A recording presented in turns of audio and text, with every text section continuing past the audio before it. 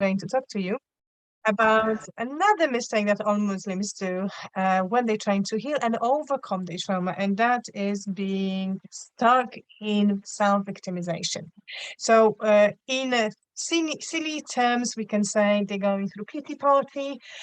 In more technical terms, they're victimizing, self-victimizing themselves, and it's a bit of a vicious cycle. The reason being is that being blamed by others or feeling guilt, internal guilt, they are very powerful emotions. It's difficult to get out from there, and it's difficult to look inside because it's easier to look outside, blame other people, blame situation. And although we read Quran, although we are being guided, there is still that factor. So what, and not that we are ignorant, but because we're missing the point.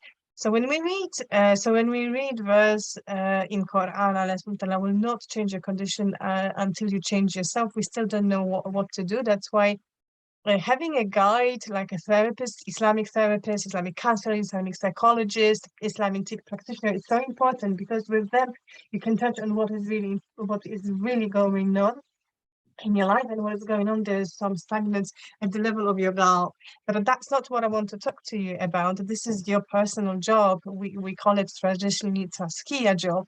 I want to talk to you about that victimization that's going on, and why is it so comfortable? Yes, why is it so comfortable to feel powerless, to feel hopeless? I know it sounds weird, but just bear with me a second. So I think the best source to resolve this issue is Surah Ad-Duha. Let me read you, for those of you who don't know, and for those of you who know, let me remind you.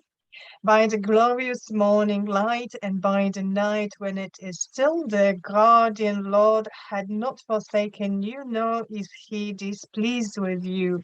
And verily, the hereafter will be better for you than the present. And soon will your guardian Lord give you what you shall be pleased with? Did he not find you an orphan and give you shelter and care? And did he not find you wandering and he gave you guidance? And he found you in need and made you independent. Therefore, treat not the orphan with harshness, not repulse the petitioner, and the bounty of the Lord, please rehearse and proclaim. So subhanAllah, there's so much wisdom in this surah, and the surah is there for you as much as it was there for Prophet ﷺ as a revelation. It was quite personal revelation for Prophet ﷺ. It was there to reactivate us. It is there for us to truly understand what patience is about, sabr is about.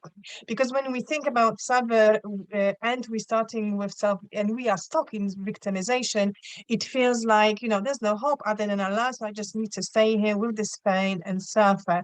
And that is absolutely incorrect. And that is the reason why your situation actually is not changing, because sabr, it's about bearing the harshness, just like the Prophet was bearing the harshness before this revelation, and doing a bit. So he was doing his bit. His bit was that he was a husband. His bit was that he was the chief of the tribe. Ummah was the tribe. He was a person that people looked up to, and he had the message to proclaim, but also he was his own person with relationship with Allah subhanahu wa ta'ala, and he was missing Allah subhanahu wa ta'ala. And when you are stuck in self-victimization, you probably don't notice that you're also missing Allah subhanahu wa ta'ala, or you do notice and you blame him for your situation, right? So the situation for the Prophet was that he didn't receive revelation for 6 months. So he was going over and over again in his head, just like you going over and over again in your head. What is it? What is it? Why my dua are not answered? I'm praying, and so what's coming out of those prayers? I am trying my best to be at the highest of the adab and akhlaq, and still nothing is coming out of it. So you sort of having this conversation, this, I would say, recontracting, or maybe even a daring conversation with Allah. So what else can I do? Why not listening to me? Why are you forsaking me? And your Lord says to you, no, I'm not. It's not that I'm not hating you. It's not that I went on my holidays. This period of you thinking that I'm not near you is there for the reason, and the reason being is for you to change the self-victimization into self-motivation, self-actualization. So the Prophet ﷺ was reminded, and we, through his example, are also reminded, think about the blessings. If nothing is happening in your life, if you don't feel like you can move forward, think about what you already had. Because shukr, because hamd goes both ways. It goes in the past, it goes in the present, and hopefully it will go in the future as well for you. So think about the blessings. And if you're thinking about the blessings, if you look around from helicopter view at your life, if you could zoom in and zoom out, then you realize, subhanAllah, I was actually given and given and given. So why am I despairing here? Why am I despairing here? Something good is going to come and might come away. And very often, just like Allah promises us, something better will come your way. But for this something better to come your way, certain circumstances need to change for this something better to come as well. So that is what sabr is about. Having a vision, having dua, having goal, and working hard for it. And being sabr, being patient, is also working hard for it, because we normally want to have things done right here, right now. So learning from duha, at the end, we are being told the bounty, that's what you're looking for, that's what you're waiting for, that's what you're working for, that's what you're praying for, of the Lord rehearse and proclaim. So we always have to remember that we are in the perpetual state of relying on Allah subhanahu wa ta'ala. He will not be poorer from giving to us, but whatever he gives us to us is written in our qadr.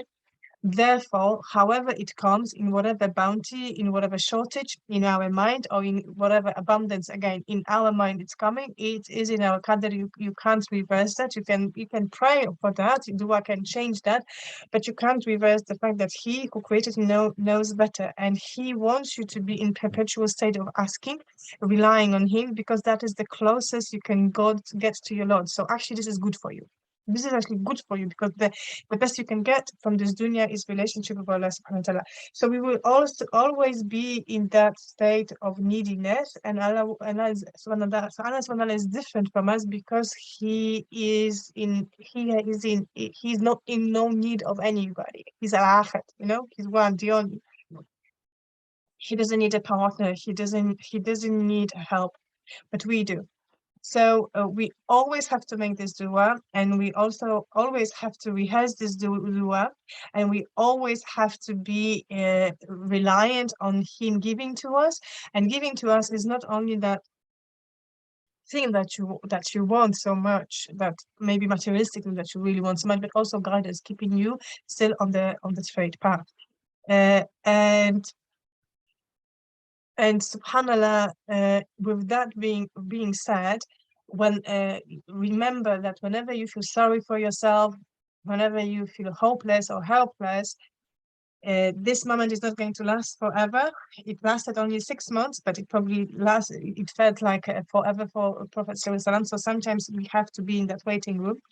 Remember, it's not going to last forever, but also remember you are exactly where you need to be. You are in the situation when you're relying on Allah subhanahu wa ta'ala, and that is the closest you can get to Allah subhanahu wa ta'ala. So it's actually good for you. There's khair in it. So this is actually spiritual experience.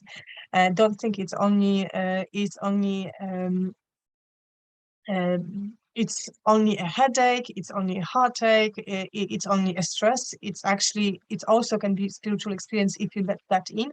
But also you have to let in ayats into your life, because this moment is for you to do some murakaba, muhasaba, do some tafakkur. Re-evaluate what is it that you're doing, and change your ways, like be really focused on yourself, not the external circumstances only. So in that way, you remotivating yourself, you recreating better ways, you are actually redefining the definition of sabr for you, because that is what sabr is about. It's about being active, and understanding that seeds that you're planting need time to grow, and then flourish. And if you only get that, if you only truly embrace instructions from Surah Duha, then you will slowly move from victimization to self-actualization, to living at your highest potential, which is nafs mutmainna, but also having those life skills which we all need on our journey of life. I hope that's helpful. Sign up for my YouTube channel, Study, for more quick videos like this. And if you need one-to-one and understand how to do it on your individual case study, reach out to free consultation with me. Just clicking that link somewhere there underneath this video, and that will do. Inshallah, I see you on the other side and with another video. Assalamu alaikum wa rahmatullah wa barakatuh.